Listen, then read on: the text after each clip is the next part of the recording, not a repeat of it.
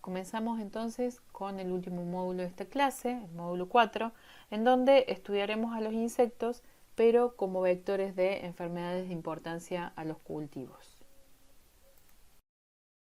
Revisaremos algunas cuestiones vinculadas a la importancia de los insectos como vectores. Luego intentaremos comprender cómo es que estos insectos pueden transmitir patógenos y finalmente revisaremos algunas estrategias para el manejo adecuado de este tipo de insectos.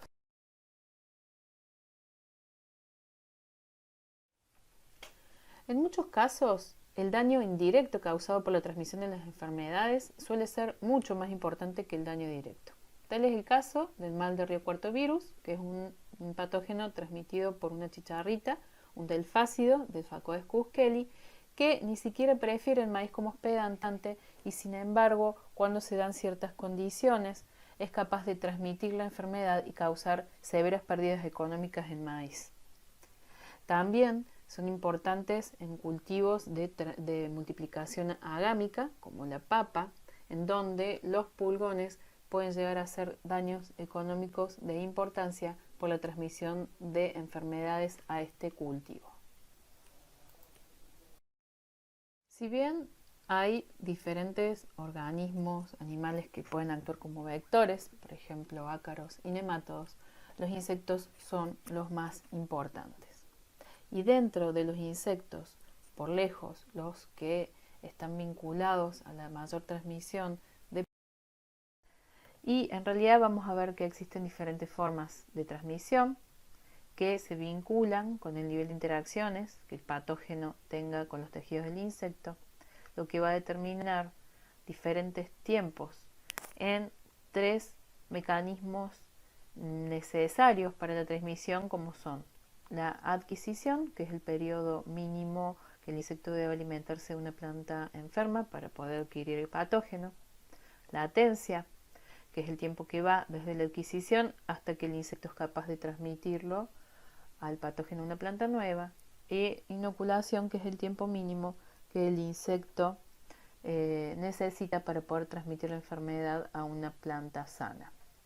Según estas características vamos a clasificar los tipos de transmisión en no persistente, semipersistente y persistente.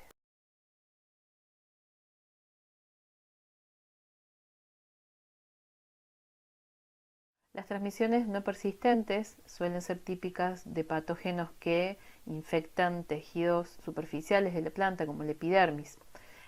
El insecto adquiere las partículas virales durante la picadura de prueba, las cuales quedan retenidas en el estilete, y cuando este insecto realiza otra picadura de prueba en una planta sana, es que se produce la transmisión de la enfermedad. En este tipo de transmisión no se produce una interacción muy profunda entre los patógenos y el tejido del vector. Por lo tanto, los tiempos de adquisición e inoculación son muy cortos, 5 a 10 segundos, y no hay un tiempo de latencia. El virus se pierde con las mudas del insecto y no pasa a la descendencia. Algunos aspectos relevantes para tener en cuenta en el momento del manejo es que lo más importante en este tipo de transmisiones es evitar directamente el arribo de los vectores al lote, modificando la conducta de arribo, por ejemplo, a través del uso de mulch reflectivos. También se buscan formas de limpiar el estilete antes de que el insecto ingrese al lote a través de cultivos barrera y el uso de aceites minerales. Y no se recomienda la aplicación de insecticidas para el manejo de estos vectores, ya que pueden acelerar la actividad del insecto previo a su muerte, aumentando las picaduras de prueba y por lo tanto las posibilidades de transmisión. En el caso de transmisiones persistentes, son típicas de virus o patógenos que infectan tejidos profundos de la planta, por ejemplo tejidos de floema. De este modo el insecto lo adquiere durante el proceso de alimentación cuando extrae la savia. Una vez que lo adquiere, las partículas virales viajan a través del organismo del insecto, llegando finalmente a la glándula salival. Por lo tanto, en los siguientes actos de alimentación del insecto, en el momento en que se produce la inyección de saliva, es cuando comienza la transmisión de la enfermedad a una nueva planta. En este tipo de transmisión, los tiempos de adquisición suelen ser más prolongados, por esta cuestión que se alimenta de tejidos más profundos de la planta, entre 15 minutos y una hora. Hay un tiempo de latencia durante el cual el patógeno va recorriendo diferentes tejidos del insecto hasta llegar a la glándula salival, que puede durar de 1 a 10 días. Y para la inoculación también es necesario que el insecto se esté alimentando de tejidos profundos de la planta, por lo tanto hay un tiempo mínimo de alimentación de 15 minutos. Dado que la transmisión no se produce durante la picadura de prueba, es posible realizar el manejo de este tipo de transmisiones con insecticidas. Hay un tipo de transmisión intermedia que se denomina semipersistente, que es más parecida en realidad a una no persistente. La única diferencia es que se adquieren desde tejidos más profundos y en estos casos las partículas virales llegan hasta partes más profundas del tracto alimentario del insecto, es decir, hasta la región anterior del intestino. Una vez que lo adquiere, quedan adheridas a esa región anterior del sistema digestivo y desde allí van siendo inoculadas durante el siguiente acto de alimentación del insecto. En este caso, al igual que en el caso de la transmisión no persistente, no existe un tiempo de latencia, pero sí los tiempos de adquisición e inoculación se parecen más al de la transmisión persistente, dado que el insecto debe alimentarse del floema para poder adquirirlo y transmitirlo. En relación a las cuestiones de manejo, como vimos, los tiempos y los mecanismos van a ser intermedios entre los tipos anteriores de transmisión.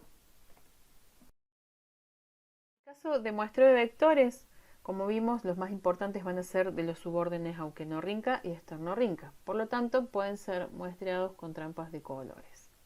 Hay un tipo de trampa que se denomina moerique, que es un receptáculo con agua y la superficie pintada de amarillo para que sea atractivo para los insectos, o también pueden utilizarse trampas pegajosas. En ambos casos, la idea es detectar a los insectos en el momento en que ingresan al lote. Una de las prácticas más eficientes para el manejo de las transmisiones es el desarrollo y uso de variedades resistentes a la enfermedad o al vector. También se recomienda modificar el comportamiento de arribo de los vectores, por ejemplo, a través de mulch reflectivos. Se pueden utilizar cultivos barrera, por ejemplo, en papa se siembran borduras de maíz, que es un cultivo que no es susceptible a las virosis que afectan a la papa, por lo tanto, si los insectos realizan picaduras de prueba en ese cultivo, van a estar limpiando sus estiletes y evitando de ese modo que ingrese la enfermedad al lote. También se puede usar la aspersión de aceites minerales livianos como una forma de detener las transmisiones no persistentes. Se sugiere el uso de insecticidas, como vimos, solamente para el caso de enfermedades persistentes. Otra de las formas es que los campos de multiplicación de material genético estén en zonas aisladas, en zonas en donde no se desarrolla el vector. También se puede modificar la fecha de siembra, como es el caso de mal de Río Cuarto, en donde atrasando la fecha de siembra se desfasa el momento de mayor actividad del vector con el de mayor susceptibilidad del cultivo. También se sugiere el uso de material genético libre de virus.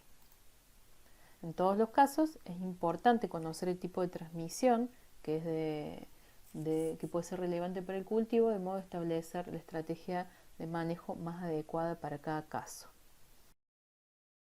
Terminamos así esta clase. Nos vemos entonces la semana próxima.